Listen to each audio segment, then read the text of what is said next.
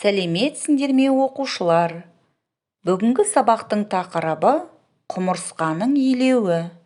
Бүгінгі сабақта құмырсқаның тіршілігі мен пайдасы туралы оқисың, сөздік қорыңды дамытасың.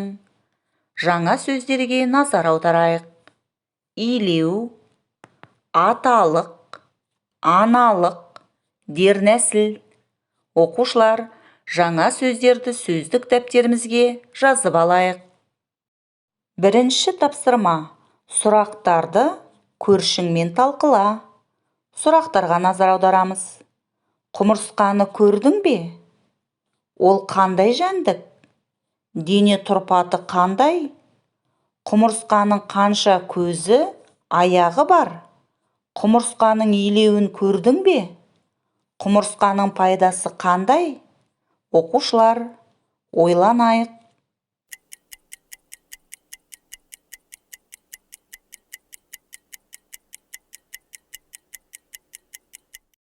Сұрақтарға қалай жауап бердік?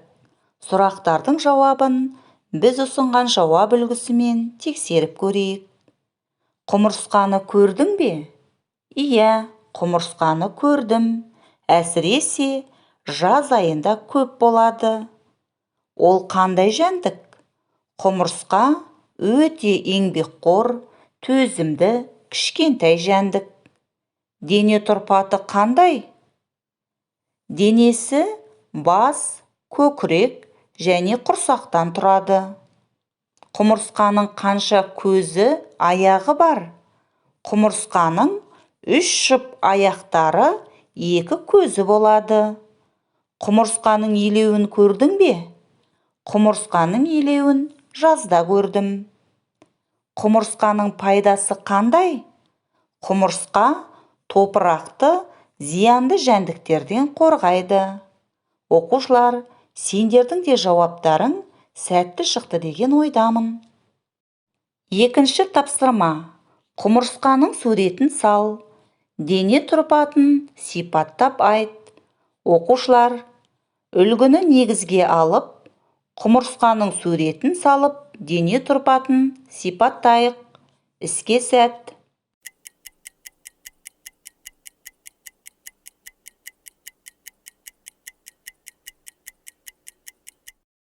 Тапсырманы қалай орындадық? Бірге тексерейік. Құмырсқаның 2 мұрты бар, 2 көзі бар.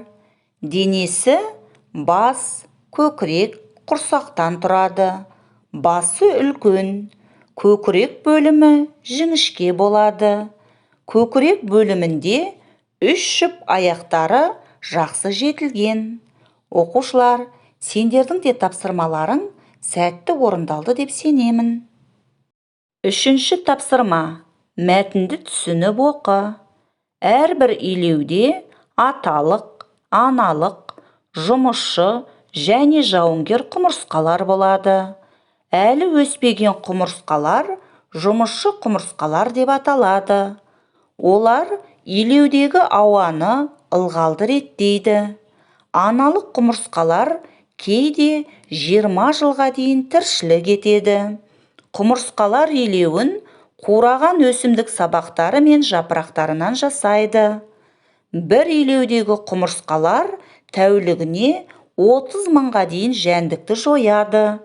Олар зиянды құрттармен қоректенеді.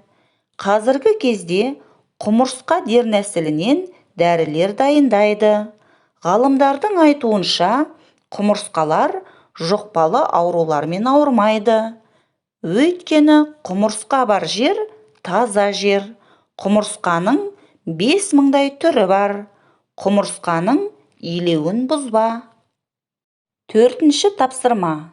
Сөйлемдерді оқы, толықтыр. Қажет сөздерді мәтіннен тауып қолдан. Оқушылар, жұмыстарыңа сәттілік тілеймін.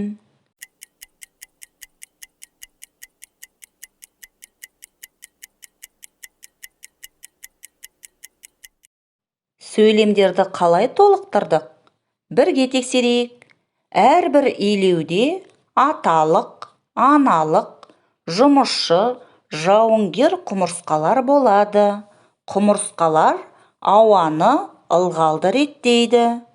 Аналық құмырсқалар кейде 20 жылға дейін өмір сүреді. Құмырсқалар илеуін қураған өсімдік сабақтарынан, жапырақтан жасайды. Бір илеудегі құмырсқалар тәулігіне 30 мыңға дейін жәндіктерді жояды. Ғалымдардың айтуынша, құмырсқалар жұқпалы аурулармен ауырмайды. Олар зиянды құрттармен қоректенеді. Оқушылар, сендердің де тапсырмаларың дұрыс орындалды деп сенемін. Сонымен оқушылар, бүгінгі сабақта не үйрендік? Құмырсқаның тіршілігі мен пайдасы туралы оқыдың, сөздік қорыңды дамыттың. Енді бүгінгі сабағымызға бас бармақ тәсілі арқылы кері байланыс жасайық. Сендерге құмырсқаның илеуі туралы барлық тапсырма түсінікті болды деген ойдамын. Үйге тапсырма. 142-ші беттегі 5-ші тапсырма. Құмырсқаның даму кезеңдерін ретімен жаз. Үлгіні негізге ал. Оқушылар, сабақ аяқталды. Сау болыңдар.